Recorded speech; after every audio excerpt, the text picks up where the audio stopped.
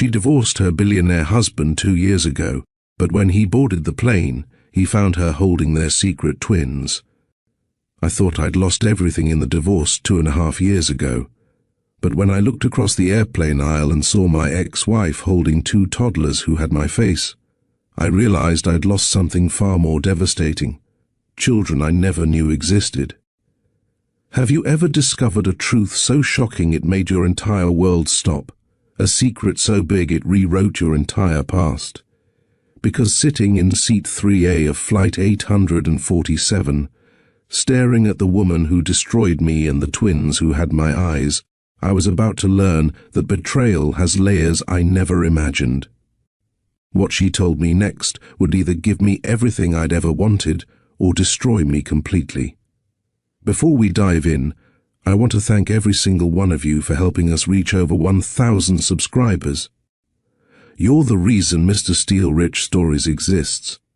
If this story grips you like it's gripping me, share it with someone who needs to hear it. And smash that subscribe button because this journey is just getting started. My name is Grant Mercer, and routine has become my religion after the divorce. Same flight route between Chicago and Denver, same seat 3A, same black coffee order, the same quarterly reports pulled up on my tablet before the plane even left the gate. Predictability was the only thing that kept the memories at bay. The memories of her. It was a Thursday morning, early enough that the sky still held traces of darkness. Business class was half empty, which was exactly how I preferred it. Fewer people meant fewer forced conversations, fewer fake smiles, fewer reminders that my perfectly tailored suit and first-class ticket couldn't fill the hollow space where my heart used to be. I was 3 pages into a report on third-quarter projections when I heard it. A flight attendant's voice, bright and helpful in that professional way they all mastered. "Ma'am, let me help you with those bags. You've got your hands full." Something in that moment pulled at me. Maybe it was the familiar sound of laughter that followed, musical and light, despite obvious exhaustion. Maybe it was the way the universe works when it wants to remind you that some chapters never truly close. Whatever cosmic force was at play, I looked up, and my world shattered. Callista Crowe stood in the aisle across from me, more beautiful than any photograph I'd kept hidden in my phone could capture. Her dark hair was pulled back in a messy ponytail, practical and unpretentious. She wore soft grey sweatpants and an oversized sweater, the kind of comfortable traveling clothes that prioritized function over fashion. It was so different from the designer outfits she'd worn during our marriage, the ones my mother had insisted she needed to fit into our world. But it wasn't the changes in her appearance that made my heart stop. It wasn't even seeing her after 2.5 years of silence, of unanswered calls and returned letters. It was what she held in her arms, who she held in her arms. 2 toddlers, one on each hip, their small bodies balanced with the ease of practiced motherhood. And their faces, God, their faces. The little girl had Callista's warm brown eyes, deep and expressive, but her hairline formed the distinctive widow's peak I saw in my own reflection every single morning. Her nose was delicate like her mother's, but her chin had the Mercer stubbornness written all over it. The boy possessed my sharp jawline in miniature, so perfectly replicated it was almost eerie. His eyes were lighter than his sister's, closer to my own grey-blue, and when he turned his head, I saw Callista's graceful neck in the way he moved. They couldn't have been more than 18 months old. They couldn't have been anyone else's children but ours. The tablet slipped from my hands. It clattered against the armrest, with a sound that seemed impossibly loud in the quiet cabin. Callista's head snapped toward the noise, and for the first time in 2 years, our eyes met. The color drained from her face so quickly I thought she might faint. Her lips parted, and my name fell from them like it was being torn from somewhere deep inside her chest. Grant. It was prayer and curse, hope and fear, love and regret, all compressed into 2 syllables. I'd heard my name spoken a million different ways, by a million different people, but only Callista could make it sound like both hello and goodbye at the same time. The children sensed their mother's sudden tension immediately. The little girl buried her face in Callista's shoulder, her tiny hands gripping the fabric of her mother's sweater. The boy reached for Callista's ponytail, his small fist closing around the strands with the possessiveness of a child who knew exactly where safety lived. I stood up, my 6-foot frame suddenly feeling unsteady. The cabin seemed too small, the air too thin. "Callista." My voice came out rougher than I intended, scraped raw by shock and something that felt dangerously close to grief. She opened her mouth, closed it, opened it again. No words came out. "What do you say to the man you divorced when you're holding his children he never knew existed?" The flight attendant, bless her, read the tension crackling between us like static electricity. She stepped in with professional efficiency, taking the carry-on bags from Callista's trembling hands. "Let me help you get settled, ma'am. Looks like you'll need both hands free for these little ones." The seating arrangement the attendant created felt like the universe had a twisted sense of humor. The little girl was placed in seat 3D, directly next to my 3A. The boy took 3 degrees Celsius beside Callista, separated from me only by the narrow aisle. We were close enough to touch, close enough to hear each other breathe, but we might as well have been on different planets. The plane began its taxi toward the runway. The girl beside me had stopped crying and now regarded me with open curiosity, her thumb tucked securely in her mouth. Her eyes studied my face with an intensity that made my chest tight. Did she see something familiar there? Did some part of her DNA recognize me the way mine was screaming that she was mine? "Her name is Kaya." Callista's voice was barely above a whisper, but I heard every syllable clearly. She wasn't looking at me, her eyes fixed instead on the boy in her arms. "And he's Cray. Kaya and Cray. Kaya Crow and Cray Crow. My children. Children who carried her last name because I hadn't been there to give them mine. Children I'd known nothing about while they took their first breaths, spoke their first words, took their first steps. The fury that rose in my chest was a living thing, hot and sharp and demanding. She'd kept them from me for over 2 years, years of their lives that I could never get back. Milestones I'd missed because she'd decided I didn't deserve to know I was a father. But underneath the anger was something else, something that felt like grief so profound it threatened to swallow me whole. And underneath even that was hope, dangerous, foolish, impossible hope. The plane leveled off, the seatbelt sign dimmed. Around us, other passengers pulled out laptops and books, settling into their flights with the casual indifference of people whose lives weren't imploding at 30,000 feet. I turned to Callista, keeping my voice low enough that only she could hear. Every word felt heavy, loaded with the weight of our long silence. "When were you planning to tell me?"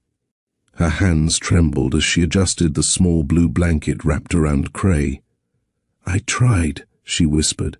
3 times I tried. That's not an answer." My words came out harder than I meant them to, but I couldn't seem to soften the edges. Not yet. Not when my world was spinning and nothing made sense. "It's the only answer I have." She finally looked at me, and what I saw in her eyes stopped the next angry words in my throat. Fear. Not of me, but of something deeper, something that had taken root during our time apart. I found out I was pregnant 2 weeks after I filed for divorce. By the time I worked up the courage to tell you, your mother had already made it clear what would happen if I came back into your life. My jaw clenched so hard I felt my teeth grind together. My mother. Of course. Victoria Mercer, the woman who'd orchestrated our separation with the precision of a military general planning a siege. The woman who'd been convinced from day one that Callista had married me for money and status, that she was nothing but a gold digger with a pretty face and calculated charm. The irony twisted like a knife in my gut. Callista had been the only thing in my life that wasn't about money or status. She'd been the only person who looked at me and saw Grant, not the Mercer fortune. She'd been the only one who made me feel like I was enough just as I was. "My mother doesn't speak for me," I said, and the words felt hollow even as I said them. Because 2 years ago, she spoke for me. I'd let her. She did then. There was no accusation in Callista's voice, only exhaustion that ran bone deep. And I was 24, Grant. 24 and terrified and suddenly responsible for 2 babies I hadn't planned for. Your mother showed up at my apartment 3 weeks after I found out I was pregnant. She knew before you did. She'd had me follow. The confession hit me like a physical blow. I'd known my mother was ruthless in business, but this was something else entirely. She offered me money, Callista continued, her voice steady now, like she'd rehearsed these words in her head 1,000 times. A lot of money, enough to ensure the twins and I would never have to worry about anything ever again. But there was a condition. I could never tell you about the pregnancy, never contact you, never let you know these children existed. The world tilted. You took it. Callista didn't flinch at the accusation in my words. She met my eyes head on, and I saw something in them I'd never seen during our marriage, Steele. I took enough to cover my medical expenses and the first 6 months of childcare. The hospital bills for twins delivered early by C-section aren't cheap, Grant. And I needed to make sure I could feed them and keep a roof over their heads while I recovered enough to work again. And the rest? I had to know. I had to understand how the woman I'd loved had become someone who could take money from the woman who destroyed us. I gave the rest back. Her words were quiet but firm. Every penny beyond what I needed for basic survival. It's been sitting in an account I've never touched. Your mother can have it back whenever she wants it. I don't want her money. I never did. Something in my chest loosened. Not forgiveness, not yet, but understanding. She'd been 24 and pregnant with twins and alone because I'd been too much of a coward to fight for her. What choice had I given her? Kaya shifted beside me, her small body leaning slightly toward me like she was testing whether I was safe. Her thumb stayed in her mouth, but her eyes never left my face. She was studying me the way children do, with an honesty that adults forget how to access. "Why now?" I asked Callista, forcing my attention away from the little girl who was half me and half the woman I'd never stopped loving. "Why are you on this plane?" Callista's composure cracked. Her voice broke on the words. "My father had a stroke 3 days ago. He's in a hospital in Denver and the doctors don't know if he's going to make it." The world shifted again, reorganizing itself around this new information. Callista had grown up in a small town just outside Denver, raised by a single father who'd worked as a mechanic at the same shop for 30 years. Robert Crow. I'd met him once before our wedding, a quiet man with calloused hands and kind eyes who'd shaken my hand and told me in no uncertain terms that I'd better take care of his daughter or I'd answer to him. I'd failed that man, failed his daughter, failed the grandchildren he'd never met. "I'm sorry," I said, and meant it with everything in me. Despite the anger, despite the betrayal and confusion, I could still feel compassion for her pain. Is he going to be okay? I don't know. Callista wiped at her eyes with the back of her hand, trying to maintain some composure in front of the children. Cray watched her face carefully, his little brow furrowed with concern. "The doctors are saying the next 40 to 8 hours are critical, but he's been asking for them, for his grandchildren. I couldn't let him die without meeting Kaya and Cray."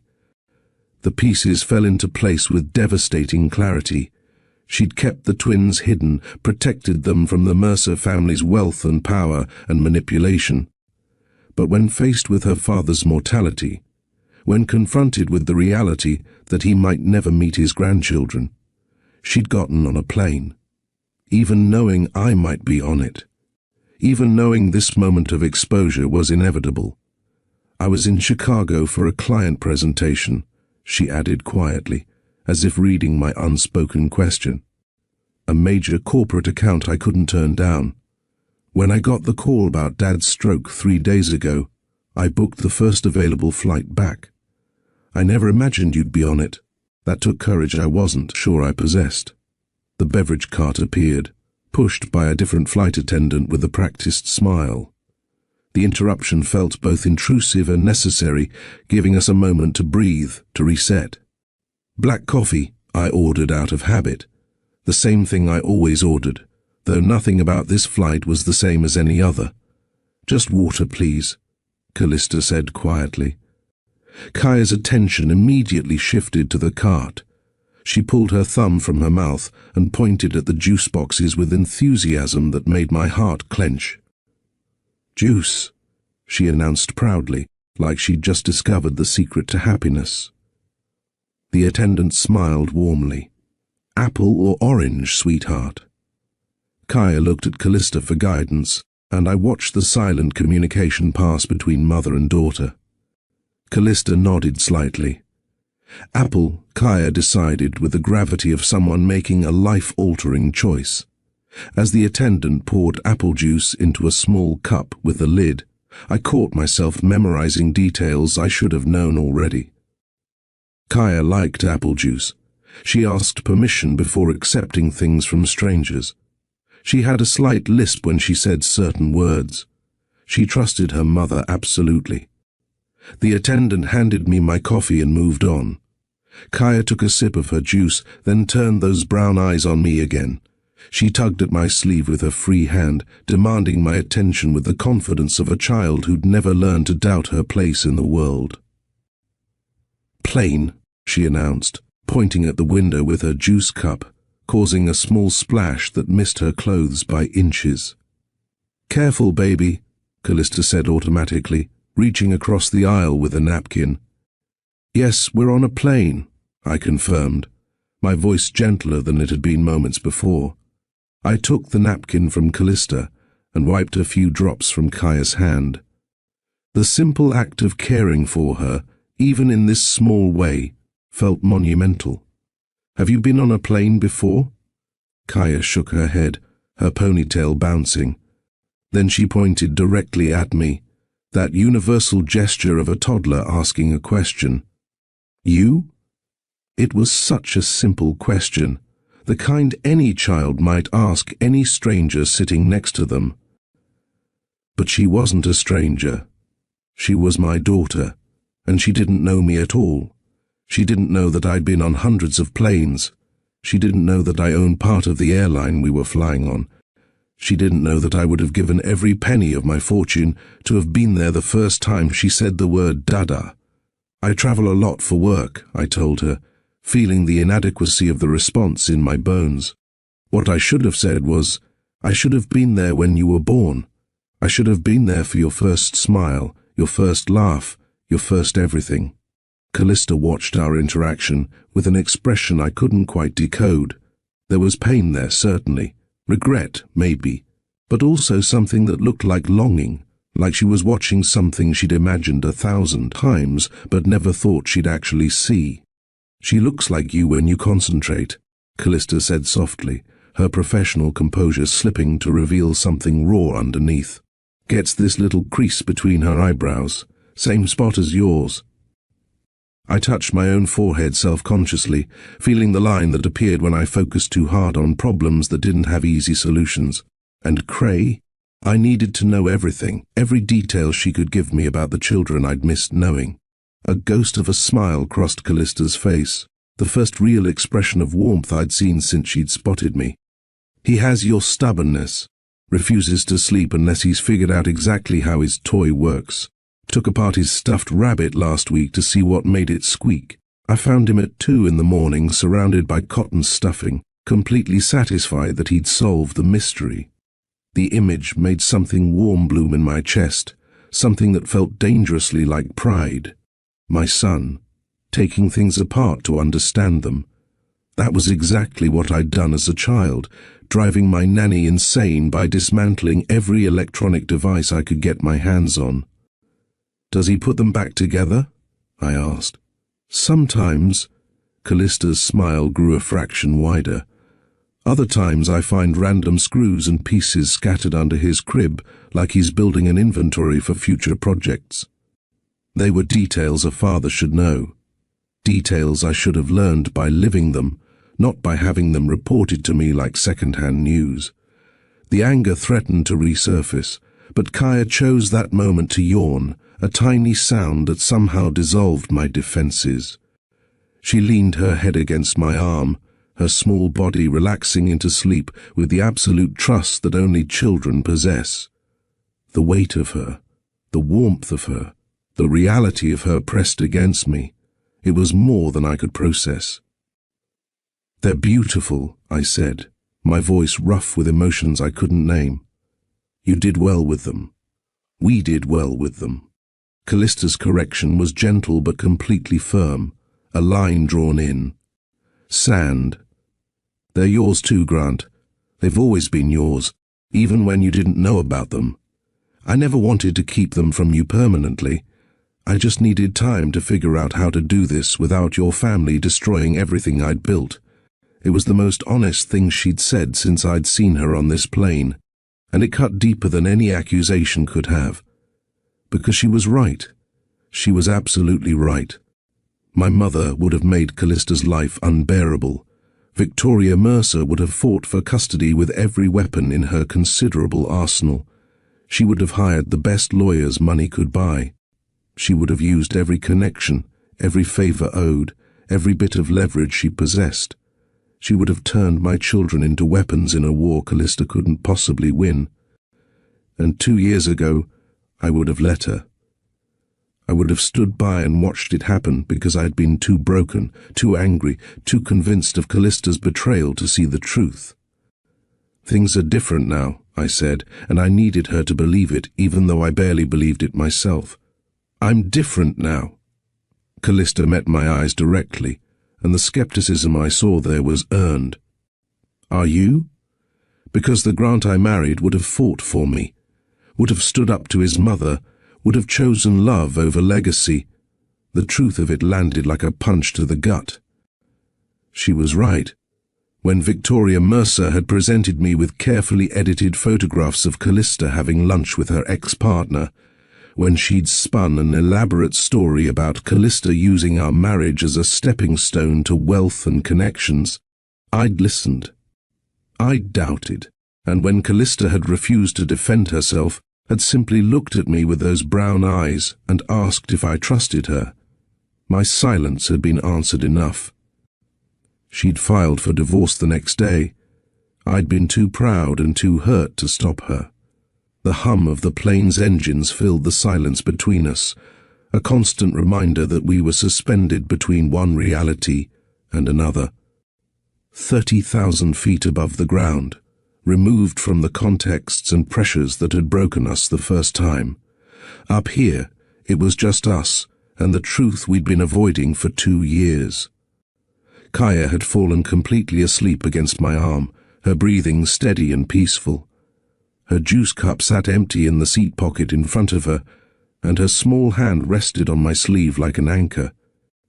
Across the aisle, Cray had also succumbed to sleep, his head tucked against Callista's shoulder in a mirror image of his sister. In sleep, they looked even more alike. 2 halves of the same whole, connected in ways that went beyond genetics. I wondered if they had that twin connection people talked about, if they could sense each other's emotions and finish each other's thoughts. I wondered about a million things I should already know. I was a fool, I said finally, the admission costing me more than I expected. Pride had always been my weakness, the thing my mother had weaponized against me my entire life. I let my mother poison something good because I was too afraid to believe someone could love me for who I am, rather than what I have. Callista's expression softened, some of the defensive walls lowering just slightly. The lunch was with my friend Jordan. He'd just come out to his parents, and they'd disowned him. He needed someone to talk to, someone who wouldn't judge him. We met at that cafe because it was halfway between his apartment and mine. I know that now." The words tasted bitter. "Jordan sent me a message 18 months after you filed for divorce. He was angry that we'd separated, angry that I'd let you go without a fight. He explained everything, his coming out, his parents' reaction, why he'd needed you that day. By then it was too late.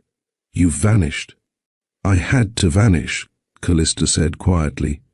"Your mother made it clear that if I stayed in Chicago, if I tried to contact you, she'd make my life hell. And then I found out about the babies, and everything became about protecting them. I couldn't let them become pawns in whatever game she was playing." I thought about my mother, about the woman who'd raised me with expensive gifts and distant affection. Victoria Mercer had never been warm, had never been the kind of mother who bandaged scraped knees or read bedtime stories. She'd been the kind of mother who viewed her son as an extension of the family legacy, a chess piece to be moved strategically on the board of high society and business dealings. "She called you a gold digger from the moment I brought you home," I said, remembering those early days of our relationship. "Said you were too young, too inexperienced, too clearly after the family money." I know what she called me. There was no heat in Callista's words, just exhaustion. She made sure I knew exactly what she thought of me. Every family dinner, every charity event, every moment I tried to be the wife you needed, she was there, reminding me I'd never be good enough for a Mercer. Kaya stirred slightly against my arm, making a small sound before settling back into sleep. I found myself automatically adjusting my position to make sure she stayed comfortable, the gesture instinctive despite my lack of experience. Callista noticed. "You're a natural with her." "I don't know what I'm doing," I admitted. "None of us do at first. Parenthood doesn't come with a manual." She paused, then added quietly, "You missed so much, Grant. Their first ultrasound, when I found out there were 2 of them, and nearly passed out in the doctor's office.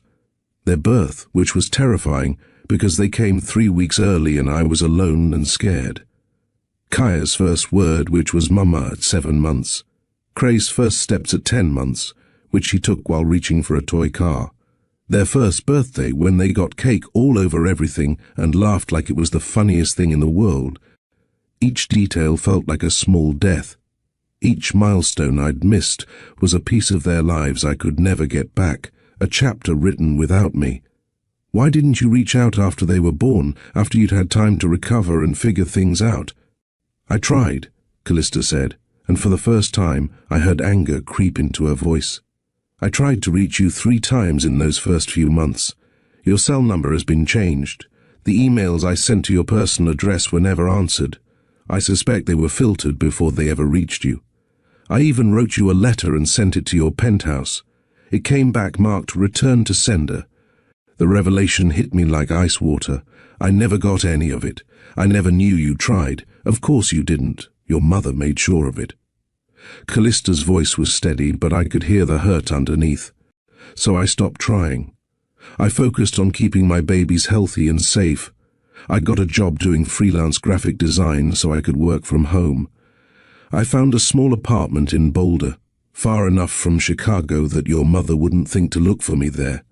I built a life that didn't include you because I had to. I wanted to argue, to defend myself, to explain that I would have been there if I'd known.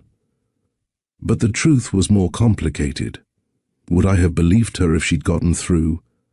2 years ago, broken and angry and convinced of her betrayal, would I have accepted that she was pregnant with my children? Or would I have assumed it was another manipulation, another scheme to get money from the Mercer fortune? The thought made me sick. "I discovered the truth about Jordan 18 months after you left," I said.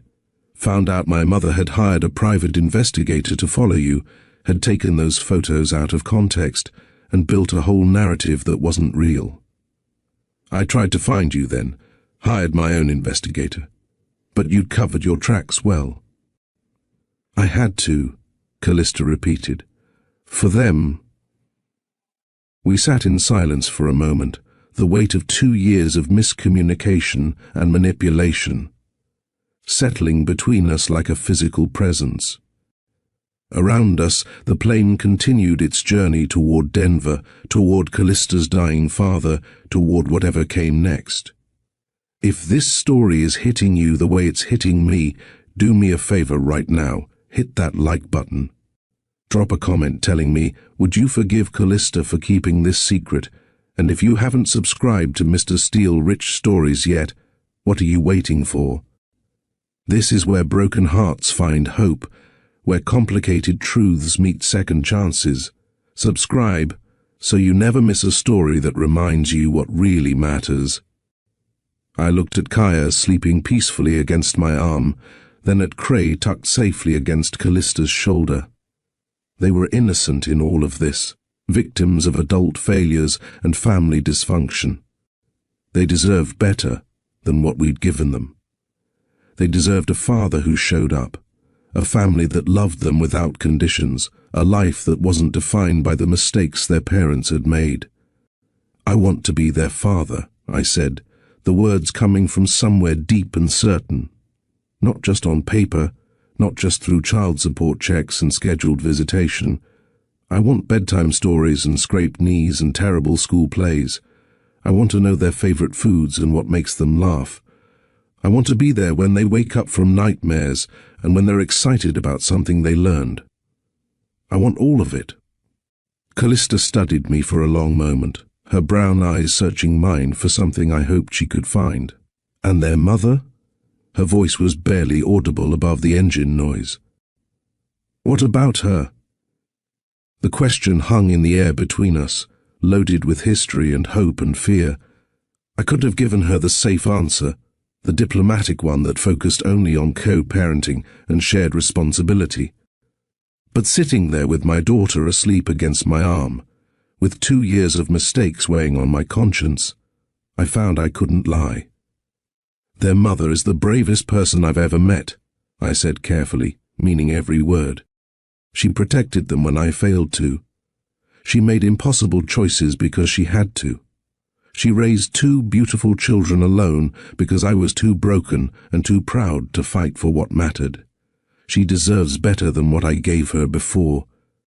Tears slipped down Callista's cheeks, silent and unchecked.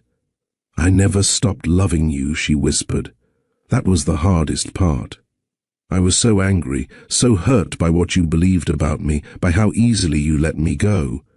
But I never stopped loving you, Grant, not even when I hated you. The confession broke something open in my chest. Then let me prove I've changed. I reached across the aisle, my hand extended palm up in offering, an invitation and a plea. Let me meet your father. Let me be there for you through this. And then, when you're ready, when you trust me enough, let me try again, not as the man I was, but as the man I should have been, as the man these children deserve. Callista stared at my hand for what felt like an eternity. Everything hung in the balance, our past, our present, the fragile possibility of our future. In her hesitation, I could see her weighing the risks, calculating what it would cost her to believe in me again. I could see her considering whether I was worth the gamble, whether I'd earned the right to a second chance. Finally, slowly, she placed her hand in mine. Her fingers wove through mine in a gesture that felt both achingly familiar and entirely new. The connection was electric, a circuit completed after years of broken wires and failed connections. One step at a time, she said firmly. For their sake, for all our sake, I agreed, squeezing her hand gently before letting go. The pilot's voice came over the intercom, announcing our initial descent into Denver. Below us, the Rocky Mountains stretched across the horizon, massive and immovable and beautiful in their permanence. But as I looked at Kaya sleeping peacefully against my arm, at Cray's tiny hand clutching Callista's shirt, at the woman who'd had the strength to protect our children when I'd failed them all, I felt something I hadn't experienced in 2 years, something I'd thought was dead and buried under the rubble of our divorce. Hope. The descent into Denver was smooth, the plane cutting through wisps of clouds as the Rocky Mountains grew larger in the windows.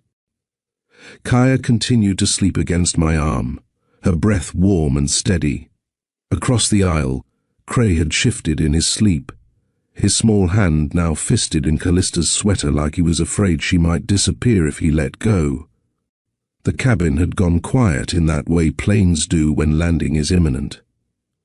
Other passengers were gathering their belongings, shutting down devices, preparing for the transition from flight to ground. But in our little bubble, seats 3A, 3 degrees Celsius, and 3D, time felt suspended. Every minute we stayed in the air was another minute we didn't have to face the complications waiting for us on the ground. Callista was the one who finally broke the silence. What happens now? Her voice was quiet but steady, the voice of someone who'd learned to face hard things head-on. When we land, when you've met my father, when reality sets back in and we can't hide up here anymore, what happens then? It was the question I'd been asking myself since the moment I'd seen her. The logical answer was lawyers and custody arrangements and structured visitation schedules. It was paternity, tests and legal documents and carefully worded agreements designed to protect everyone's interests. It was the kind of clean, organized solution that made sense on paper but felt hollow in practice. But logic had never served me well where Callista was concerned. Logic had told me to doubt her when I should have trusted. Logic had told me to protect my pride when I should have protected our marriage. Logic had cost me 2 years with my children. I want to be their father, I said again, because it was the only truth I knew for certain. Not weekend visits and formal schedules. Not the kind of distant parent who sees his kids twice a month and calls it fatherhood. I want bedtime stories and scraped knees and terrible school plays. I want to know what makes them laugh and what scares them. I want to be there when they're sick, when they're happy, when they're figuring out who they are. I want all of it, Callista. The messy, complicated, everyday reality of being a parent. She watched me carefully, looking for cracks in my conviction. That's a pretty picture. But what about the reality of it? What about when your board meetings conflict with Kaya's doctor appointments? When Cray is sick and you have to cancel a flight to Tokyo? When being their father means choosing them over the empire you've spent your whole life building? Then I choose them, I said without hesitation. Every single time. You say that now. I mean it now. I kept my voice low, aware of Kaya sleeping beside me, but there was steel underneath the quietness. I've spent 2 years building an empire that doesn't mean anything, Callista. I've closed deals worth hundreds of millions of dollars, expanded into new markets, increased shareholder value by 40%. I've done everything my mother and the board expected of me, and I've been miserable every single day of it because none of it matters. None of it fills the hole that losing you left behind. Callista's eyes glistened, but she blinked back the tears. And their mother? She asked again, circling back to the question I'd partially answered before. Where does she fit into this picture of bedtime stories and school plays? I looked at her, really looked at her, seeing not just the girl I'd married but the woman she'd become. The past 2 years had changed her in ways that went beyond the physical. There was a strength in her now that hadn't been there before, a certainty in who she was that my mother's criticisms and society's expectations hadn't been able to touch. She'd faced single parenthood and financial uncertainty and the weight of raising 2 children alone. And she'd emerged stronger for it. She'd become someone I could fall in love with all over again if she'd let me. Someone I was. Already falling for, if I was honest with myself. Their mother, I said carefully, choosing each word with precision, is the bravest person I've ever met. She made impossible choices because she had to protect the people she loved. She built a life from nothing because I failed her. She became the kind of parent I want to be, present, selfless, willing to sacrifice anything for her children's well-being. That's not what I asked. Callista's voice was gentle but insistent. I know what you asked. I took a breath, aware that what I said next would define everything that came after. You asked where you fit. And the truth is, I don't know yet. I don't know if you can forgive me for failing you. I don't know if you can trust me again after everything my family put you through. I don't know if what we had before can be rebuilt, or if we have to start completely new. The honesty seemed to surprise her. So what are you saying? I'm saying I want to try. I kept my eyes locked on hers, letting her see the truth of it. I want to prove to you that I've changed, that I learned from my mistakes, that I'm capable of being the partner you needed me to be before. But the first also know that wanting something doesn't mean I deserve it. You've spent 2 years building a life without me, raising our children without me, becoming the person you are without me. I don't have the right to just insert myself into that and expect you to make room. But you want me to. It wasn't a question. Yes, I admitted. God help me, yes. I want another chance, Callista. Not because I think we can go back to what we were. We can't. Too much has happened. But because I think we could build something better, something stronger, something based on truth instead of my mother's manipulations and my own insecurities. Callista looked out the window, watching the mountains grow closer. You hurt me, Grant. Not just when you believed your mother's lies, but before that. You hurt me every time you chose the company over our marriage, every time you cancelled dinner because of a board meeting, every time you let your mother criticize me without defending me. The lunch with Jordan was just the final straw, but the cracks were already there. Each accusation landed true. I'd been a terrible husband long before the divorce, too focused on proving myself to my mother and the board to see what I was losing at home. I know, I said quietly. I was so busy trying to be the son my mother wanted that I forgot to be the husband you needed. I let the company consume me because that felt safer than being vulnerable with you. I was a coward, Callista, and I'm more sorry for that than I know how to. Express. Kaya stirred against my arm, making a small sound before settling back into sleep. The movement drew both our attention, a reminder of what was at stake in this conversation. It wasn't just about us anymore. It was about 2 children who deserved better than what we'd given them so far. They deserve stability, Callista said, reading my thoughts. They deserve to know their father, but they also deserve to not be caught in the middle of adult drama. If we do this, if we try to figure out what comes next, we have to put them first. Always. Agreed, I said immediately. Whatever happens between us, they come first. The plane's wheels touched down with a gentle bump, the landing smooth and practiced. The cabin filled with the sounds of passengers gathering their things, phones turning back on with a chorus of notification sounds, the general rustle of people preparing to re-enter their lives on the ground. But Callista and I sat still, the weight of our conversation holding us in place. Kaya woke slowly, blinking against the bright cabin lights. Cray remained asleep, determined to squeeze every last second of rest from the flight.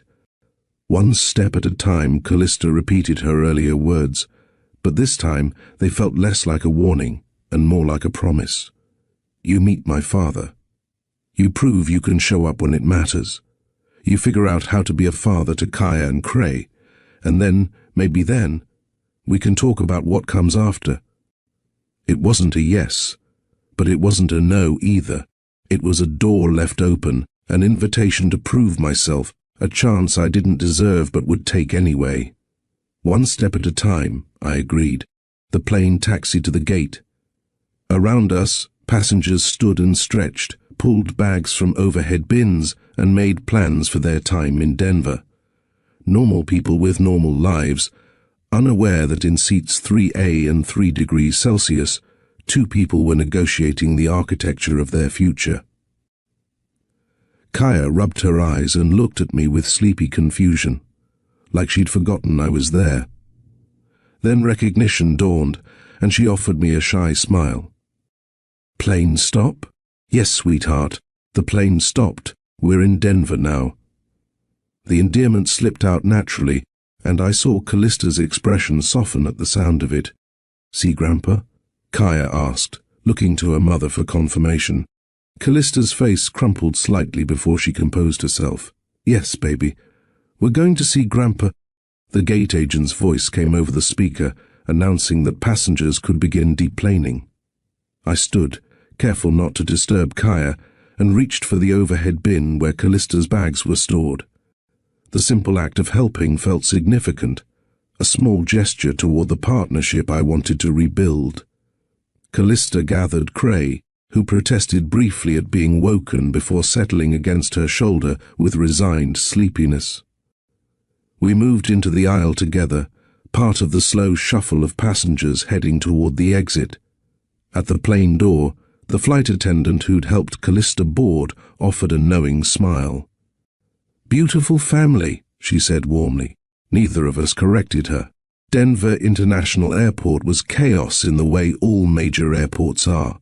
A controlled symphony of announcements and rushing travelers, and the eternal smell of coffee and jet fuel.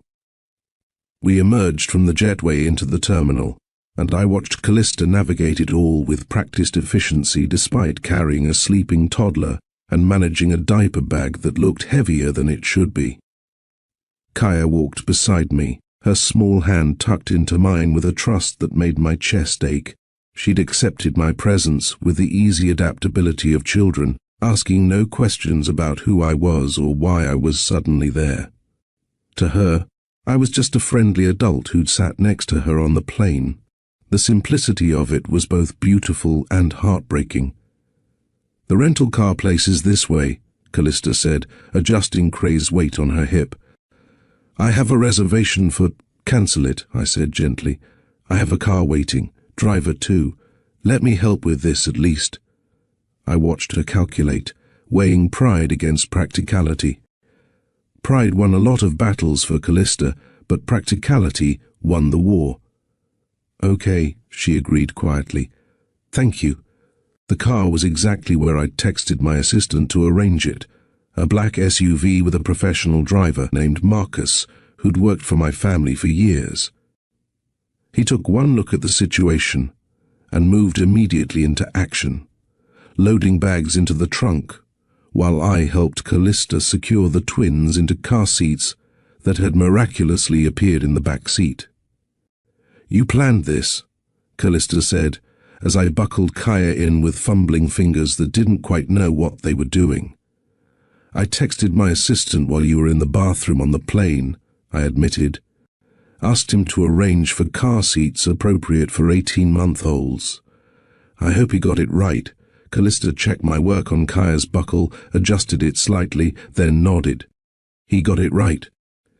We settled into the SUV, Callista and I in the middle row with the twins behind us, visible and close. Denver spread out beyond the windows, all wide skies and distant mountains, so different from Chicago's concrete and glass towers. "What hospital?" Marcus asked from the driver's seat. "St. Joseph's," Callista answered. "The cardiac unit. The drive gave us time to talk, though the conversation was different now. Less about us, more about them. Callista told me about the past 2 years in fragments, moving to a small apartment in Boulder, freelancing as a graphic designer, while the twins napped, struggling through the early months when neither baby would sleep more than 2 hours at a time. "The first 6 months were brutal," she admitted, staring out the window at the passing landscape. "I was so tired I hallucinated once.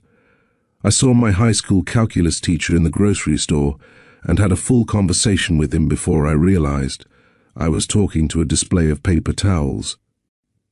Despite everything, I laughed. "That's terrifying." "That's parenthood," she corrected. "It gets easier, but those early days? I understand why sleep deprivation is used as a torture technique. Did you have help? Friends, family?" I hated asking, hated knowing she'd gone through it alone because I hadn't been there. Some friends from college helped when they could. My neighbor Mrs. Chen would watch them sometimes so I could shower or sleep for a few hours, and there were support groups for single parents that kept me sane. She paused.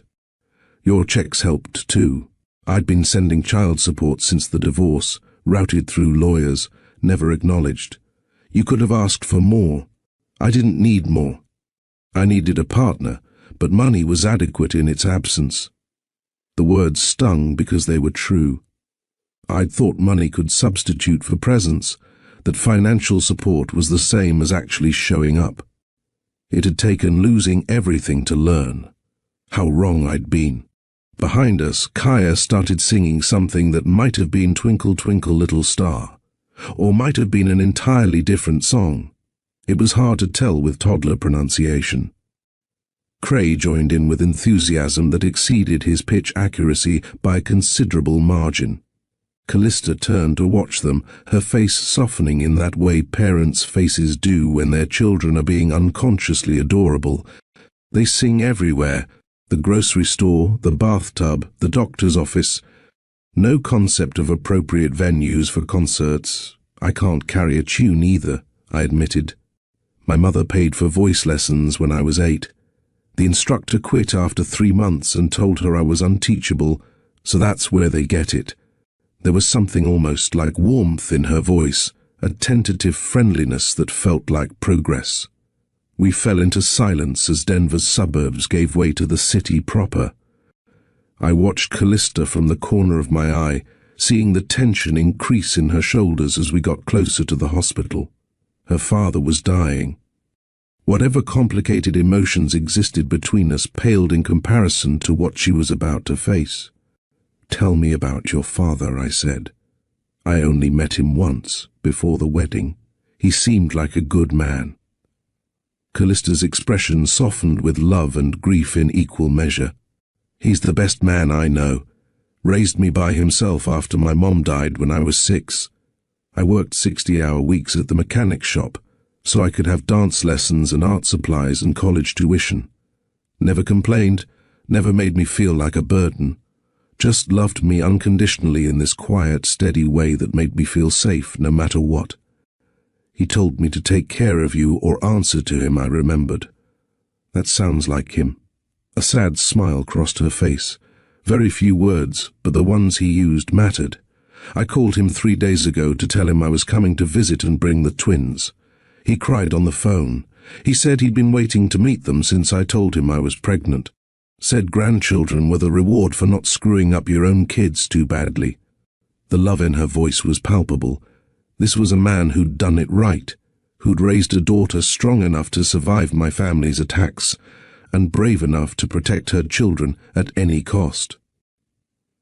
I was about to meet him while he was dying, while he was weak and vulnerable in a hospital bed, and I was going to have to look him in the eye knowing I'd failed the daughter he'd sacrificed everything to raise.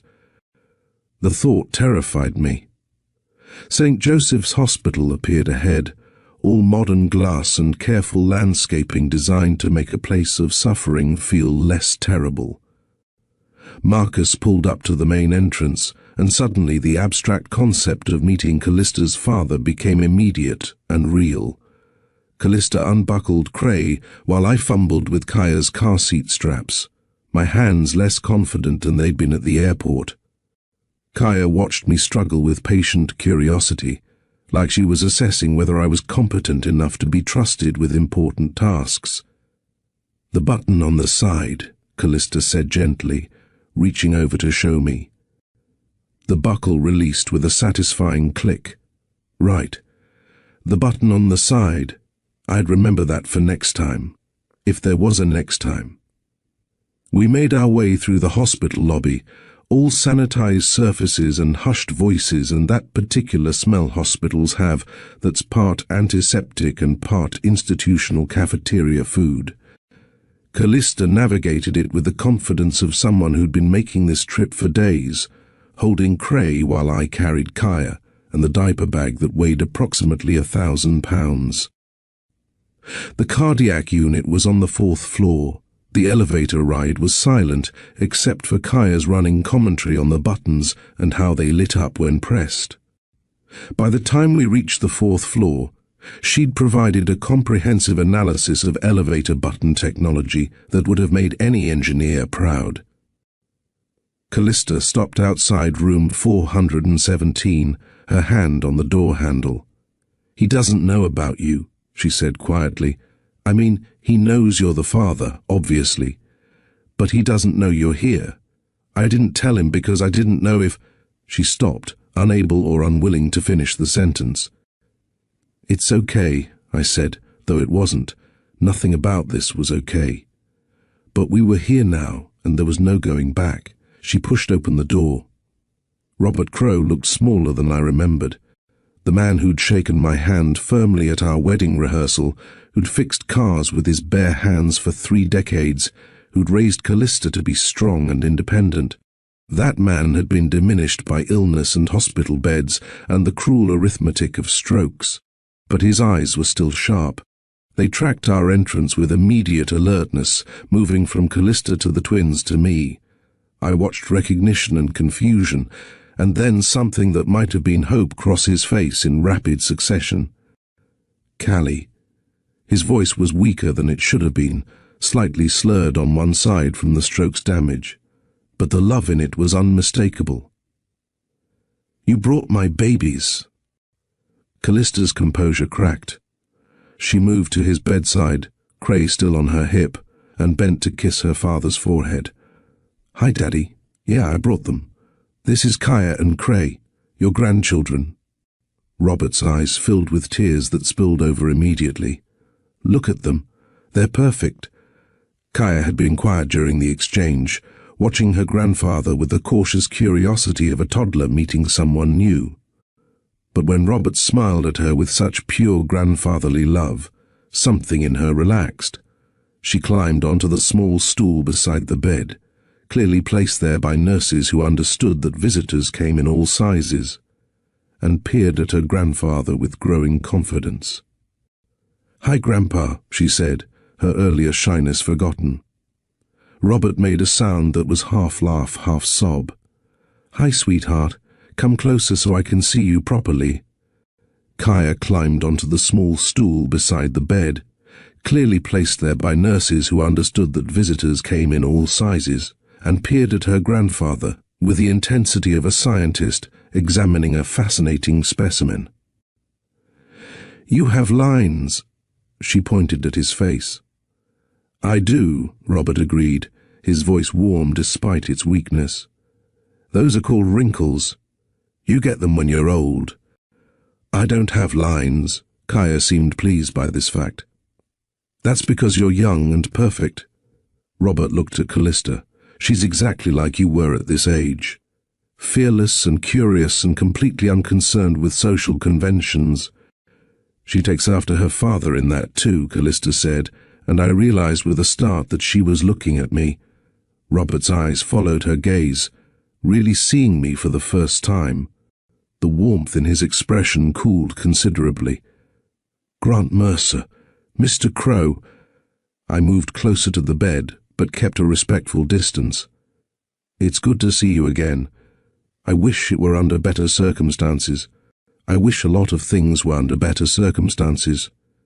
There was steel in his weak voice, the strength of a father who'd protect his daughter even from a hospital bed. "I told you to take care. Of her, I know, sir, I failed. There's no excuse for that." Robert studied me for a long moment, his gaze uncomfortably perceptive despite his weakened state. "You didn't know about them. It wasn't a question." "No, sir. I just found out today, on the plane, and now you're here, still assessing, still judging." "Yes, sir." Callista had moved around the bed to set Cray down in a chair, and now she stood between her father and me like a buffer between two worlds. "Daddy, Grant and I have a lot to figure out, but right now I just wanted you to meet your grandchildren. I wanted them to meet their grandfather, the reminder of why we were here, the urgency of his condition, the limited time remaining, softened something in Robert's expression. He reached out a shaking hand toward Cray, who had been watching the exchange with wide eyes. "Come here, young man. Let me look at you." Cray hesitated, looking to his mother for permission. At Callista's encouraging nod, he slid off the chair and approached the bed with considerably more caution than his sister had shown. But when Robert smiled at him, Cray smiled back, and I saw Mercer's stubbornness melt in the face of grandfatherly love. "You're going to be tall like your father," Robert observed. "Got his build already. He's going to be a heartbreaker, too," Callista added. "Already knows how to use those eyes to get extra cookies." I watched the scene unfold. Callista's father meeting his grandchildren for the first time, storing up memories to carry him through whatever came next. The love in the room was palpable, almost suffocating in its intensity. This was what family was supposed to look like. Not my mother's cold manipulations and strategic alliances, but this, messy and real and full of the kind of love that didn't calculate cost before giving. Robert turned his attention back to me, and I braced myself for whatever was coming. "You planning to stick around this time?" "Yes, sir." "Are you planning to let your mother run your life and ruin my daughter's?" The question was direct and deserved. "No, sir. I've spent the last 2 years learning exactly what I lost when I let that happen. I won't make that mistake again." "Words are easy," Robert said. "Each syllable an effort. Being a father is hard. Being a husband is harder. Are you ready for hard?" I thought about the past 2 years of empty success, of business victories that meant nothing, of going through motions without purpose. I thought about seeing Callista on that plane, about meeting Kaya and Cray, about the sudden clarity that had come with understanding exactly what I'd lost. "I'm ready to try," I said honestly. "I'm ready to fail and learn, and keep trying until I get it right. I'm ready to put them first, even when it costs me, especially when it costs me." Robert searched my face for signs of deception, for the weakness he'd seen 2 years ago. Whatever he found seemed to satisfy something in him, because he nodded slowly. "My Callie is the strongest person I know," he said, his voice fading slightly. "Raised herself half the time when I was working. Survived losing her mother. Survived losing you. Survived everything and still became someone kind and good and capable of love. You don't deserve her." "I know I don't. But those babies deserve a father who shows up. And if you're really committed to being that father, then I'm going to hold you to it." Robert's hand shook as he pointed at me. "You protect them, all 3 of them. You stand between them and anyone who tries to hurt them, including your own family. You understand me?" "Yes, sir." The promise felt sacred, spoken in this hospital room with Callista's dying father and our children as witnesses. Real talk, this moment right here. This is what Mr. Steele Rich Stories is all about. Healing, second chances, family. If this is hitting you in the chest, share this video. Comment below with the most meaningful family moment you've experienced. And subscribe, so you never miss these stories that remind us what really matters, the people we love and the promises we keep. Robert seemed to relax slightly, his mission accomplished. He turned his attention back to Kaya and Cray, and his expression transformed from stern father to adoring grandfather in an instant. "Come here, both of you. Let me tell you about your grandmother. She would have loved you so much." The next hour passed in a blur of stories and laughter and tears. Robert told the twins about their grandmother, about how she'd loved to dance and sing and make terrible jokes. He told them about Callista as a little girl, about the time she'd tried to fix his truck at age 6 and had accidentally drained all the oil onto the garage floor. He told them about the first time Callista had brought home an art project from school, a painting of their family that had consisted mostly of enthusiastic splashes of color with no recognizable shapes. Kaya and Cray listened with the partial attention of toddlers, understanding maybe half of what was said, but absorbing the love underneath the words. They climbed onto Robert's bed carefully, mindful of the tubes and wires, and snuggled against him while he talked. I stood back and watched, documenting it all in my memory because I knew Callista would want to remember this. Her father and her children together for the first time. 3 generations connected by love and DNA and the kind of bond that transcended circumstances. Callista stood beside me, tears streaming silently down her face. I wanted to reach for her hand, to offer comfort, but I wasn't sure if I'd earned that right yet, so I just stood close enough that she'd know I was there if she needed me. "Thank you," she whispered, so quietly I almost missed it. For what? For being here, for not making this harder than it already is. She wiped her eyes. My father needed this, needed to know they'd be okay, that they'd have family beyond just me. Before I could respond, Robert called out to us. "Grant, Callie, come here." We moved to the bedside together. Kaya had fallen asleep against Robert's shoulder, her small hand clutched in his. Cray was fighting sleep but losing, his eyes drooping despite his best efforts to stay alert. "I don't know how much time I have left," Robert said bluntly, because apparently the Crow family didn't believe in dancing around hard truths. Could be days, could be weeks. "But I need to know before I go that you two are going to figure this out. For them." "Daddy," Callista started. "Let me finish." Robert's strength was fading, his words coming slower. "I raised you to be strong, Callie, strong enough to survive anything. But I also raised you to know the difference between protecting yourself and shutting people out. He made mistakes, bad ones, but people deserve second chances when they're willing to do the work to earn them." He turned his gaze to me. "And you've got a lot to prove, but I can see you want to prove it. That's a start.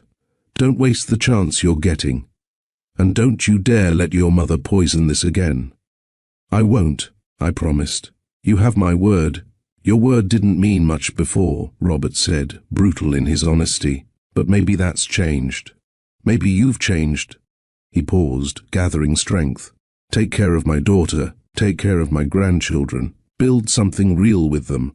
And if you can't do that, if you fail them again, you'll answer me. Dead or alive, you'll answer me." The threat should have been empty. What could a dying man do? But something in Robert Crow's eyes made it clear that even death wouldn't stop him from protecting his family if he needed to. "I understand," I said, and I did. Robert nodded, satisfied. He looked at his sleeping granddaughter, at his nearly sleeping grandson, and smiled with such pure joy that it transformed his face. "They're perfect, Callie. You did good. We did good, Daddy." "They're Grant's too." It was the first time she'd acknowledged it so directly, and hearing it made something settle in my chest. "Our children. Not hers, not mine, but ours." A nurse appeared in the doorway, gentle but firm in the way medical professionals are when visiting hours have run too long, and patients need rest. "I'm sorry, but Mr. Crow really should get some sleep now." Callista nodded, carefully extracting Kaya from her father's embrace while I collected Cray. We gathered our things quietly, the weight of the visit settling on us like a blanket. At the door, Robert called out one more time. "Callie?" She turned back. "Yeah, Daddy?" "I love you, baby girl. Always have, always will. I love you too, Daddy. We'll be back tomorrow." We left him there in that sterile hospital room, a man who'd done everything right, watching his daughter walk away with the family she'd built from the wreckage he'd tried to prevent. I wondered if he felt like he'd failed her by not being able to protect her from my family's cruelty. I hoped he understood that everything strong and good about Callista came directly from him. We made it to the hospital lobby before my phone rang. The name on the screen made my blood run cold, Mother. Callista saw my expression and stopped walking. "Your mother?" "Yes." I stared at the phone, watching it ring. She probably has someone monitoring my credit card transactions. The rental car charge from the airport would have tipped her off. That's how she'd always worked. Information networks and paper trails, not private investigators tailing people through the streets. She probably has someone monitoring my credit card transactions. The rental car charge from the airport would have tipped her off. That's how she'd always worked. Information networks and paper trails, not private investigators, tailing people through the streets. You stayed off her radar by keeping your own name off everything official, didn't you? All cash, no digital footprints. Callista nodded. My landlord let me pay rent in cash, no credit cards in my name. I was careful. You don't have to answer, Callista said quietly, shifting Cray to her other hip. But I did have to answer, because this moment had been coming since the second I'd seen Callista on that plane. This was the confrontation I'd avoided when it mattered. I'd failed then. I wouldn't fail now. I answered the phone. Mother, Grant. Victoria Mercer's voice was ice wrapped in silk, cultured and cold. Imagine my surprise when I received a call informing me that my son was seen entering St. Joseph's Hospital in Denver with a woman and 2 children. You can imagine my further surprise when that woman was identified as your ex-wife. I glanced at Callista, saw the fear and resignation in her eyes. She'd been here before, 2 years ago, when my mother had shown up at her apartment with threats and checkbooks. She thought she knew how this would end. But I am different now. I had to be. Her name is Callista, I said calmly, and yes, I'm with her. We ran into each other on a flight to Denver. How convenient. The skepticism in my mother's voice could have cut glass. And the children? Here it was. The moment of truth. I could downplay it, avoid it, buy myself time to figure out how to manage my mother's reaction. Or I could be honest and face whatever came next. I chose honesty. They're mine, Mother. Kaya and Cray. Your grandchildren. They're 18 months old, and I just met them today. The silence on the other end of the line lasted approximately 3 seconds. Then, I'm getting on a plane. I'll be in Denver in 4 hours. Do not make any decisions until I arrive. No. Another silence, this one shocked. I couldn't remember the last time I'd told my mother no about anything. Excuse me? I said no. You're not coming to Denver. You're not meeting my children. And you're definitely not involving yourself in this situation. My voice was steady, certain in a way it hadn't been 2 years ago. This is my family, and I'm handling it. Your family? Victoria's laugh was sharp and humorless. Grant, you barely know these children. You have no idea if they're even yours. This woman kept them from you for 2 years. Clearly she's capable of deception. You need legal counsel, paternity testing, a custody attorney who can... I know they're mine.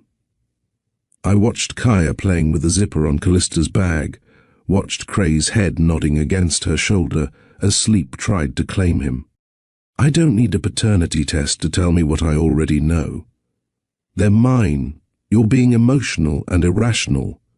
This is exactly what she wants. For you to feel obligated, to make promises you can't keep because of some misguided sense of responsibility. She didn't tell me I had children because you threatened her. The words came out hard, all the anger I'd been suppressing for 2 years finally finding its target. You showed up at her apartment when she was pregnant and scared and alone. You offered her money to disappear. You made it clear that if she came back into my life, you'd destroy her. I was protecting you. You were controlling me. I'd never interrupted my mother before. The shock of it reverberated through the phone line. You've been controlling me my entire life, controlling who I dated, who I married, how I ran the company, every decision I made. And I let you, because I thought that's what being a good son meant. I thought making you proud was the same as being successful. Grant, you're not thinking clearly. I'm thinking clearly for the first time in years. I looked at Callista, saw the tears streaming down her face, saw the hope and fear warring in her expression. You destroyed my marriage because you couldn't accept that I'd chosen someone you didn't approve of. You kept my children from me because you thought you knew better than I did what I needed. You've spent my entire life making decisions for me because you don't trust me to make them myself. I have always acted in your best interest. No, you've acted in the company's best interest, in the family legacy's best interest, in your own interest, but never in mine. The truth of it settled over me like a weight lifting rather than one descending. I'm done, Mother. I'm done letting you run my life. I'm done choosing the company over the people I love. I'm done being the son you want, instead of the man I need to be. Victoria's voice went cold, all pretense of maternal concern evaporating. If you pursue this, if you insert yourself into this woman's life and claim these children, there will be consequences. The board will not approve. Your position at the company. I don't care. 3 words, simple and true and absolutely terrifying. You don't care? She sounded genuinely shocked. You've spent your entire adult life building your reputation at Mercer Industries. You're 2 years away from becoming CEO. You're willing to throw that away for a woman who lied to you and children you barely know? Yes. No hesitation. If that's what it takes, yes, you're making a mistake, Grant. Maybe. But it's my mistake to make. For once in my life, I'm making my own choice. I took a breath, steadying myself for what came next. And here's my choice, Mother. I choose them. I chose Callista and Kaya and Cray. I choose being a father over being CEO. I choose love over legacy. And if that means walking away from Mercer Industries, if that means you write me out of your will, if that means I lose everything you think defines me, so be it. You're being foolish and emotional. When you calm down, I am calm. I'm calmer than I've been in 2 years. I watched Kyle look up at me, those brown eyes curious and trusting. You can try to fight me on this. You can hire lawyers and try for custody and make all our lives miserable. But you'll lose, Mother, because I'm not going to let you do to my children what you did to me. I'm not going to let them grow up thinking love is conditional on performance and approval. If you do this, there's no coming back. Victoria's voice had gone quiet, but the threat underneath was clear. You'll be choosing them over your family. You're not my family. Not anymore. The words should have hurt more than they did. My family is here in Denver, and I'm going to protect them from you, whatever that takes. I hung up before she could respond. My hands were shaking, adrenaline flooding my system like I'd just fought a physical battle instead of a verbal one. But underneath the shaking was something else, relief, freedom, the exhilaration of finally standing up for what mattered. Callista stared at me with an expression I couldn't read. Shock, definitely, but also something that looked like awe. You just chose us over Mercer Industries, she said slowly, like she was testing whether the words were real. I chose us over a legacy that never made me happy, I corrected. The company will survive without me. It'll probably thrive. My mother will make sure of it. But Kaya and Cray, they only get one father, and I'm done being absent from their lives. Kaya tugged on my pant leg. Man, okay? I crouched down so I was at her eye level. Yes, sweetheart, I'm okay. Actually, I'm better than okay. She seemed satisfied with this answer and went back to investigating the interesting textures of the hospital lobby furniture. Cray had fully fallen asleep against Callista's shoulder, oblivious to the fact that his existence had just prompted his father to burn down his entire previous life. Your mother won't give up, Callista said quietly.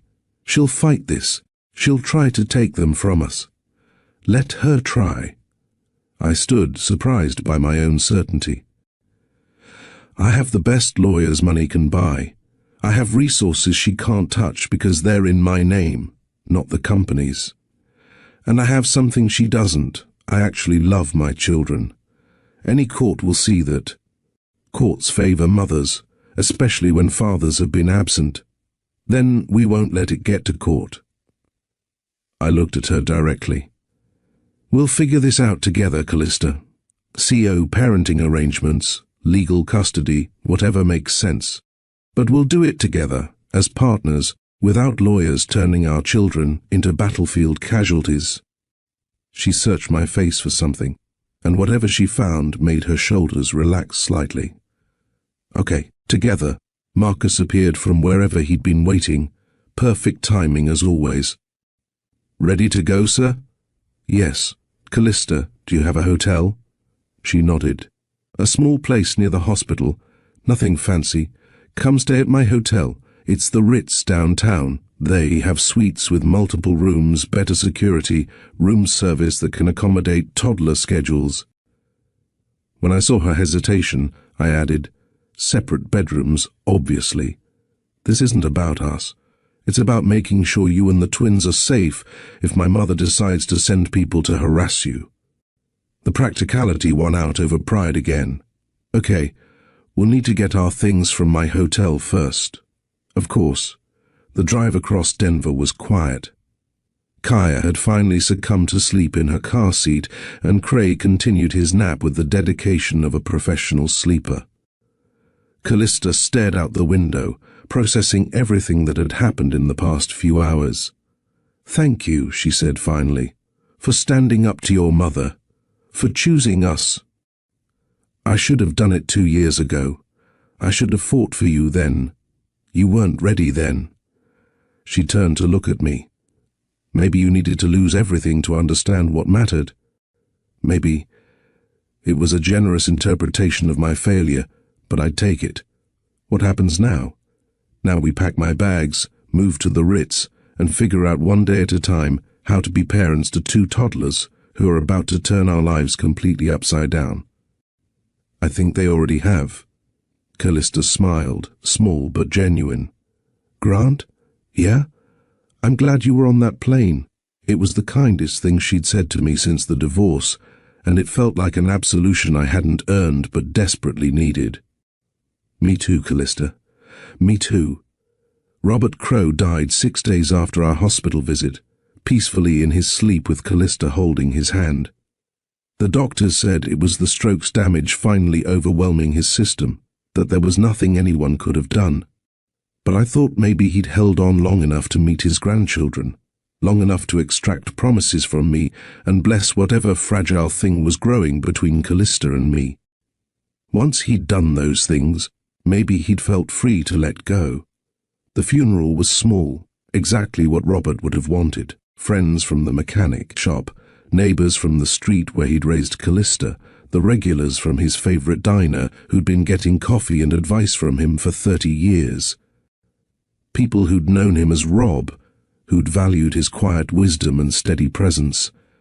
I stood at the back during the service, holding Kaya while Callista held Cray, and delivered a eulogy that broke everyone's heart with its honesty and love. She talked about a man who taught her to change her own oil and to stand up for herself. A man who'd worked himself to exhaustion so she could have opportunities he'd never had. A man who'd loved her mother so completely that even 20 years after her death, he'd never seriously dated anyone else. My father taught me that love is a verb, Callista said, her voice strong despite the tears. That it's something you do, not something you say. He showed up for me every single day of my life, and in the end, that's what love is, showing up even when it's hard. Especially when it's hard. Her eyes found mine across the small funeral home, and I understood the message. Show up, be present, do the work. I intended to do exactly that. The week after the funeral was a blur of legal paperwork and logistical nightmares. Paternity tests that confirmed what we already knew. Kaya and Cray were mine, genetically and legally. The tests were required for the birth certificate amendments, a bureaucratic necessity that felt both invasive and validating. Birth certificates amended to include my name in the father line, a correction of absence reduced to updated government documents. We had conversations about last names. Long conversations late at night in the Ritz suite after the twins had finally, mercifully gone to sleep. Callista wanted them to keep Crow as a middle name, a tribute to her father and their heritage.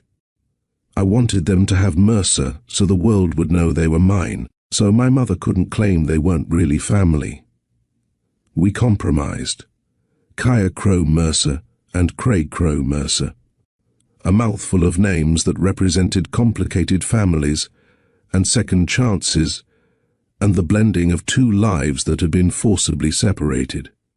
True to her word, my mother fought. She hired attorneys who filed motions questioning my fitness as a parent, who demanded supervised visitation and psych evaluations. She leaked stories to the press about the secret children and the scandalous reunion, trying to control the narrative and paint Callista as a gold digger who'd trapped me with the pregnancy. I fought back harder. My attorneys were better, my resources deeper, and most importantly, my motivation purer. This wasn't about winning or controlling or maintaining an image. This was about protecting my children and the woman who'd raised them when I couldn't. After 6 weeks of increasingly expensive legal battles, Victoria Mercer's attorneys reached out with a settlement offer. She'd drop all custody challenges and public attacks if I agreed to step down from my position at Mercer Industries and sign away any claim to the CEO position. The implication was clear. If I refused, the legal war would continue indefinitely, traumatizing the twins and draining resources. It was a calculated move. She knew I'd already chosen family over company, but she wanted to extract maximum cost from my defiance. I accepted before they'd finished explaining the terms. My personal investments and trust funds were separate from the company, money my grandfather had left me directly, untouchable by my mother. I'd be fine financially, more than fine. "You just gave away $1 billion company," Callista said when I told her, her eyes wide with shock. "I gave away a company I never wanted in the first place," I corrected. "My mother can have it. She'll run it better than I ever would have anyway. She actually loves it. But what will you do?" It was a fair question. I'd spent my entire adult life preparing to run Mercer Industries, building skills and connections and expertise that were all oriented toward that single goal. Walking away meant starting over completely. The prospect was terrifying and exhilarating in equal measure. "I have some ideas," I said. "But first, I want to focus on learning how to be a father. Everything else can wait." So that's what I did. I extended my stay in Denver indefinitely, renting a furnished house in Boulder near Callista's apartment.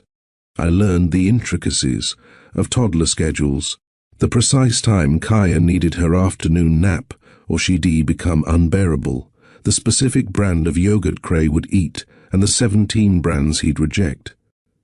I learned that Kaya was fearless about everything except loud noises, and that Cray was cautious about new experiences but loyal once he decided someone was safe.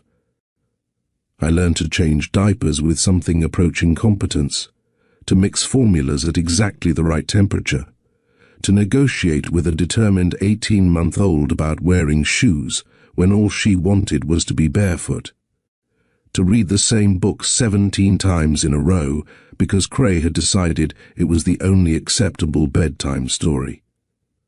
Callista watched my efforts with a mixture of amusement and something that looked like affection. We were careful with each other, two people learning to navigate shared parenting without the framework of a romantic relationship.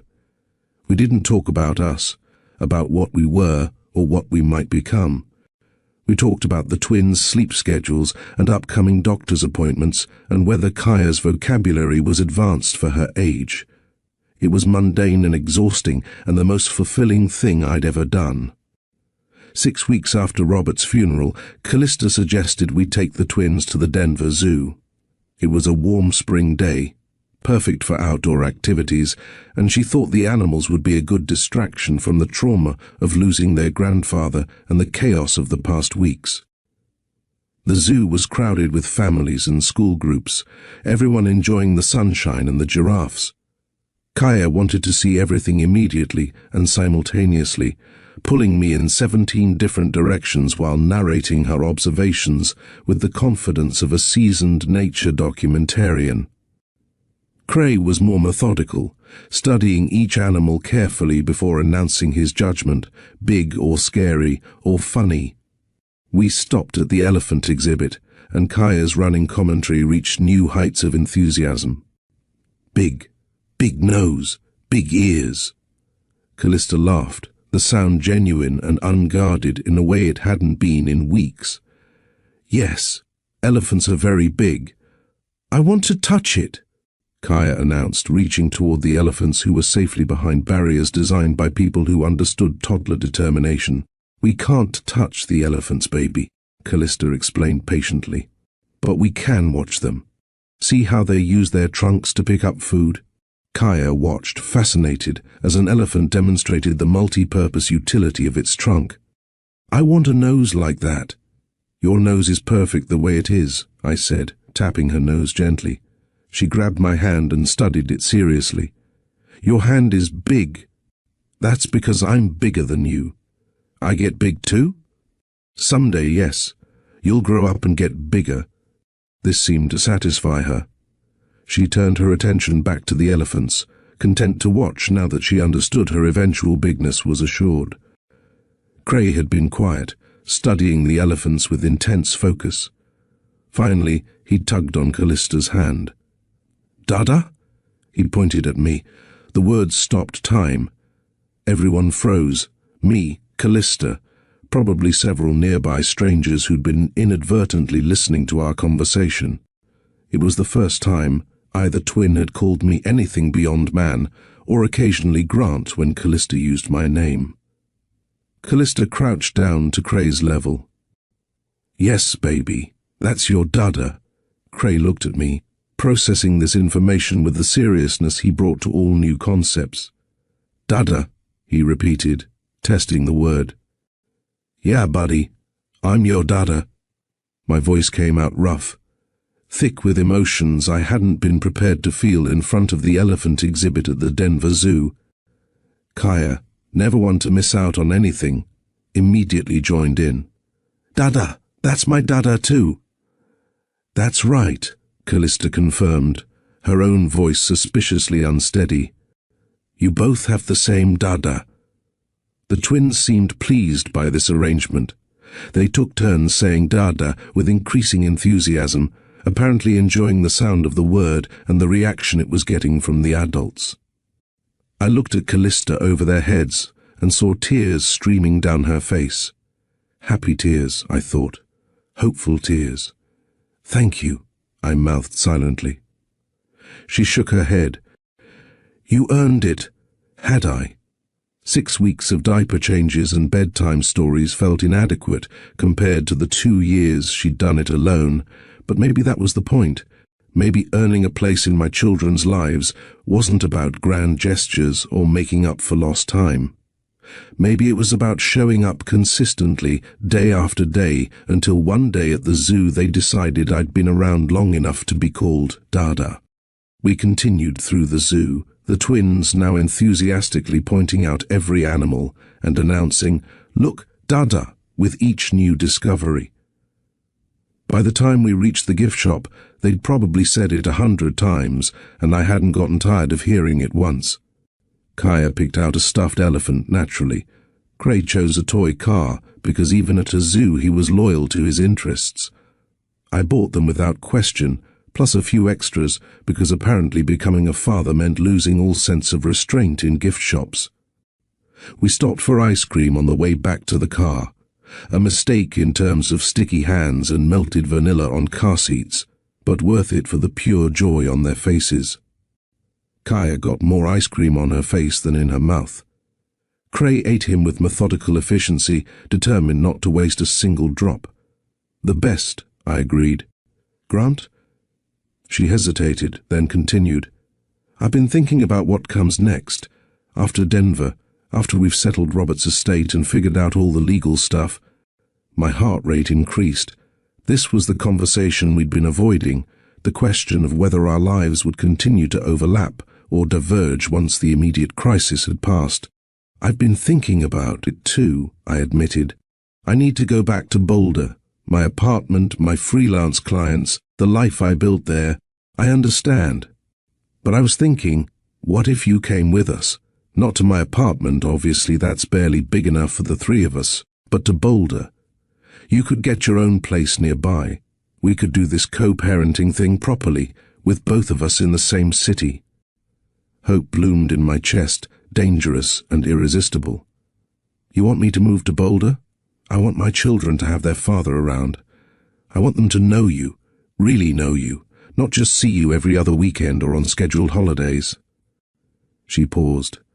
"And maybe, I don't know, maybe I want to see if there's something still here, between us, or if there's something new we could build." It wasn't a declaration of love. It wasn't even a promise to try, but it was a door opening, an invitation to possibility.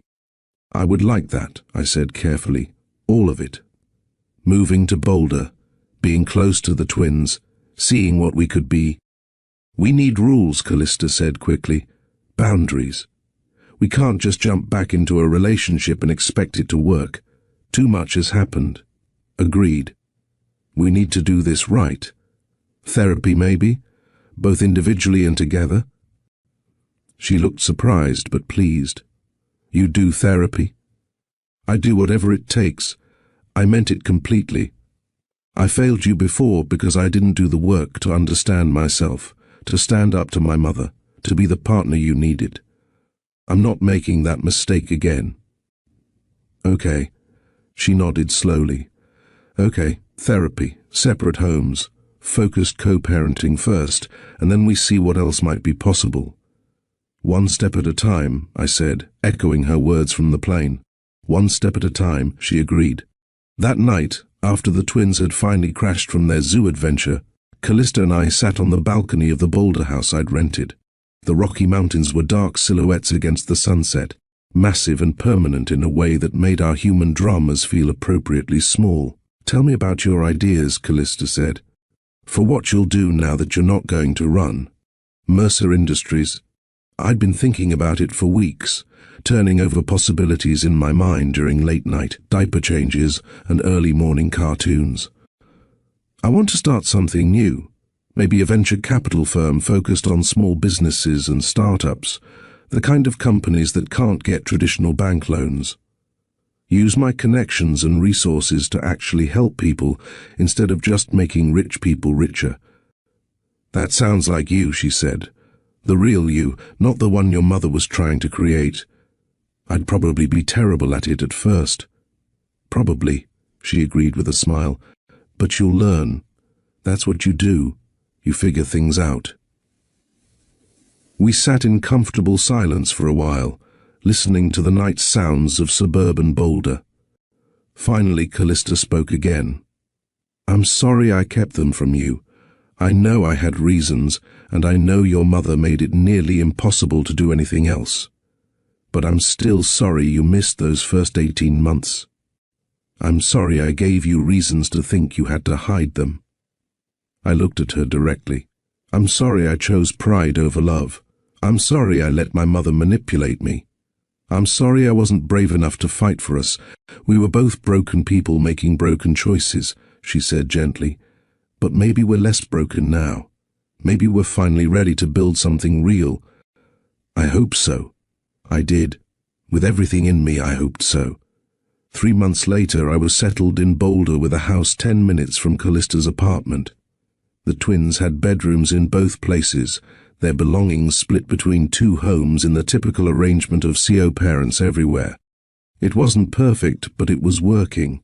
I'd started the venture capital firm with a former colleague who'd left Mercer Industries years ago for similar reasons, tired of the politics, hungry for work that mattered. We were still figuring it out, still learning, still making mistakes. But it was mine in a way the family business had never been. Callista and I were doing therapy, both individual and together. It was hard work, excavating old wounds and examining patterns that had led to our divorce. But it was good work, necessary work. We were learning to communicate, to trust, to slowly rebuild what had been broken. We weren't together, not officially, but we had dinner together most nights, trading off whose place was hosted. We went to the park together, to doctor's appointments together, to the terrible toddler gymnastics class Kaya had insisted on trying. We were building a friendship based on shared parenting and mutual respect, and underneath it all was the possibility of something more. Kaya had started calling me Dada regularly. Cray said it less often but with more intention, saving it for moments when he really needed me. Both of them had accepted my presence in their lives with the easy adaptability of children who are loved and secure. One Saturday afternoon, we were all at the park, me pushing Kaya on the swings while Callista helped Cray navigate the climbing structure. A man nearby commented to his wife, "Look at that family. They seem happy." His wife agreed. "The kids are adorable. They thought we were a unit, a family in the traditional sense, and maybe we were, just not in the way they assumed. We were something more complicated and more honest, two people who'd loved and lost and found each other again, choosing every day to build something new from the wreckage of what came before." That evening, after the twins were asleep at Callista's apartment, we sat on her couch with tea and the comfortable silence of people who'd spent enough time together that words weren't always necessary. "I have a question," Callista said finally. "Okay. Are you happy? Really happy, not just going through the motions?" I thought about it honestly. Was I happy? I'd given up $1 billion company, walked away from the legacy I'd been groomed for since birth, blown up my relationship with my mother potentially beyond repair. I was living in Boulder instead of Chicago, running a startup instead of an empire, changing diapers instead of changing markets. "Yes," I said, surprising myself with the certainty of it. "I'm happier than I've ever been. I'm doing work that matters. I have children who call me Dada. And I have you. Not in the way I want yet, maybe, but in my life again. So yes, I'm happy." "Good." She smiled. "Me too, yeah?" "Yeah, you've been present, Grant. Every single day for 3 months you've been there for them. You've done the work.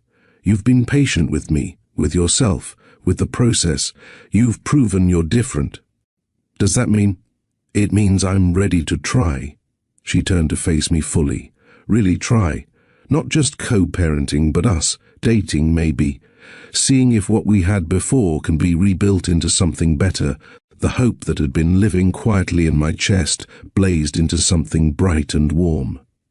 I would really like that. We'll still go slow, still keep separate homes for now, still prioritize the twins above everything else. Absolutely. But maybe we could go on an actual date, like adults, without the kids, somewhere with cloth napkins and proper wine glasses. I would love nothing more." I grinned. "I'll even make a reservation somewhere your father would have approved of." Her eyes filled with tears at the mention of Robert. He would have liked this, seeing you be there for us, seeing you do the work. I hope so. I made him a promise. You kept it. She reached for my hand, her fingers lacing through mine in that gesture that still felt both familiar and new. "You're keeping it every day." We sat like that for a while, holding hands on her couch while our children slept in the next room and the future stretched out before us full of possibility and promise. Love isn't about grand gestures, it's about being present. It's about choosing your family over your pride. Grant learned the hardest way that real wealth isn't in bank accounts, it's in the people who call you Dada and the woman who gives you a second chance you don't deserve. If this story touched you, like this video, share it with someone who needs hope. Comment, what lesson hit you hardest? And subscribe to Mr. Steele Rich Stories for more tales of redemption that'll restore your faith in second chances. Because sometimes the best journeys begin at 30,000 feet between who you were and who you're brave enough to become. 6 months after that conversation, Callista and I were officially together. Not married, that would come later, after more time and more healing, and a proposal that involved both twins and their enthusiastic, if slightly confused participation. But together, committed, building a life that looked nothing like what either of us had planned, but felt more right than anything we'd imagined. My mother never met Kaya and Cray. She sent birthday gifts through lawyers, expensive and impersonal. I sent thank you notes and returned the gifts, replacing them with books and toys chosen with actual knowledge of what my children liked. Eventually, the gifts stopped coming. Victoria Mercer had her company and her legacy. I had my family. On Kaya and Cray's second birthday, we threw a party at my house in Boulder. Just close friends and Callista's chosen family, the people who'd supported her through the hard times. The twins destroyed an expensive cake with enthusiasm and got frosting absolutely everywhere. It was chaos and perfect, and exactly what a birthday should be. After the guests left and the twins were finally mercifully asleep, Callista and I sat in my backyard, watching the stars come out over the mountains. "You know what I realized today?" she said. "What's that?" "We're happy. Really, genuinely happy. Not despite everything that happened, but maybe because of it. We had to break completely to build something real." She was right. If we'd stayed together during our first marriage, we would have eventually destroyed each other.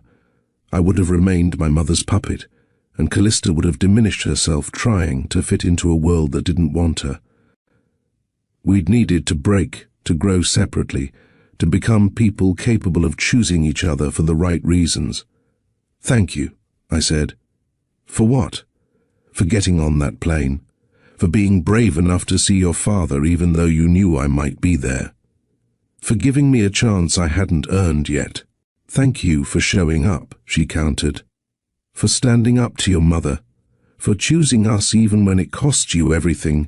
It didn't cost me everything." I pulled her closer, her head resting on my shoulder in a gesture that had become natural over the months. It cost me things that never made me happy anyway, and it gave me everything that it does. We sat there in the darkness, two people who'd found each other and lost each other and found each other again.